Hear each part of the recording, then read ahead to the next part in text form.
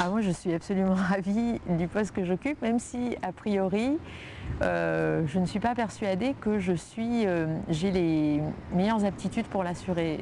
Je m'explique, quand j'étais en stage en préfectoral, mon préfet m'avait dit « Vous, il faut absolument que vous soyez dans des fonctions opérationnelles, par exemple la préfectorale. Mais je ne vous vois pas du tout ni dans des fonctions de contrôle, type inspection, ni dans des fonctions juridictionnelles, type tribunal administratif au Conseil d'État. » Bon voilà, il se trouve que je suis auditeur au Conseil d'État. À la sortie de l'ENA, j'avais quand même pas mal de choix. Et puis notamment, il y avait une belle place de directeur de cabinet à Vannes là, qui m'intéressait beaucoup. Et j'ai donc eu un débat avec mon épouse parce que quand on est marié, quand on a des enfants, la préparation de l'ENA, c'est vraiment une affaire à deux. Hein. À partir de là, quel ministère prendre, c'était naturellement celui d'où je venais et que je connaissais bien. Donc j'y suis à la direction des affaires financières. Et ce que je peux vous dire, c'est un vrai bonheur. On sent les problèmes de nos administrés, on va dire ça, des militaires et administrés, et en même temps, on essaye d'y apporter une vision macro, et généralement, on réussit à changer les choses. Hein. Si vous êtes du concours interne ou du concours externe, je dirais que 5 mois après votre arrivée, on n'en sait plus rien. On ne se regarde même pas, d'ailleurs, si vous êtes un homme ou une femme. La maison, de ce point de vue-là, est assez... à la fois rigoureuse et dure, quoi. Hein, elle ne s'occupe pas de ça. Ce qu'elle regarde, c'est si vous avez été en capacité de traiter le problème que vous aviez en charge, vous avez été en capacité d'animer les équipes qui doivent traiter et résoudre le sujet, point, quoi.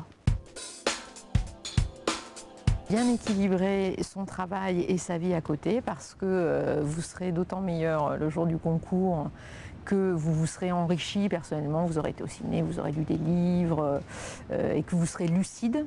C'est bien entendu, après avoir choisi quelques personnes, 2-3 personnes avec qui travailler en petits groupes, se mettre d'accord pour travailler sous forme de fiches et de plans exploitables. Rester zen, rester serein, avoir confiance en soi, puis savoir qu'un classement, c'est pas la fin du monde. C'est de partir du principe dès le départ que la participation au cycle à temps plein vous permettra d'être admissible. Pourquoi? Parce que c'est ce qui psychologiquement vous place dans les meilleures conditions pour préparer pratiquement les oraux dès les premiers mois. Ne pas trop se prendre au sérieux parce que finalement, encore une fois, c'est un moyen et pas une fin en soi. Et il y a des gens de grande qualité qui ne réussissent pas le concours et vice-versa. Il y a des gens, on s'y attend pas et réussissent le concours. Donc finalement, pas se prendre trop au sérieux. C'est une chance d'être là. Donc il faut le vivre comme une chance. Deuxième conseil, c'est quand même de travailler. Hein. Il n'y a pas de miracle. C'est pas en regardant les mouches que ça va tomber tout seul. Donc c'est vraiment beaucoup de travail. Et le troisième conseil que je donnerais, parce que ça a été bien sûr mon vécu et une chance dans mon vécu, c'est de ne pas être seul.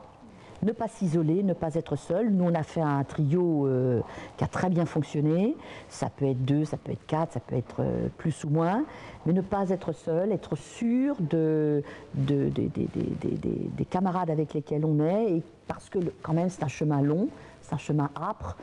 Et on a bien besoin de temps en temps de se soutenir. Après l'ENA, il y a une suite à l'ENA. Il faut savoir y entrer, grâce notamment à l'IGPDE, mais il faut savoir en sortir grâce à soi-même.